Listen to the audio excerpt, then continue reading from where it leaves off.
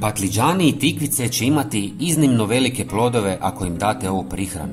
Ubrzat će njihov rast i dati im potrebnu energiju da prebrode nadolazeće vrućine i sušu. Danas ću vam predstaviti prihranu koja se sastoji od samo 2 sastojka, bogata vitaminima i mineralima.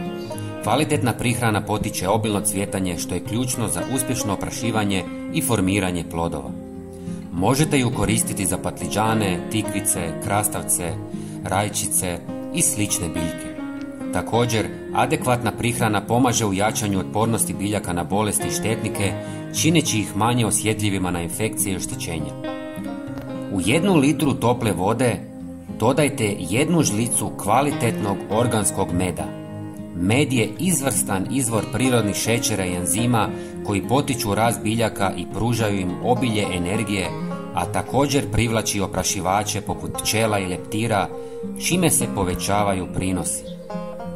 Zatim dodajte 1 decilitar prirodnog neobrađenog kravljeg mlijeka koje je bogato proteinima, kalcijem, fosforom, kalijem i magnezijem, čime će se znatno poboljšati prinos i otpornost biljaka, posebno u velikim vrućinama. Razrijedite sa još 2 litre vode. Sve dobro promiješajte i vaša prihrana je spremna za upotrebu.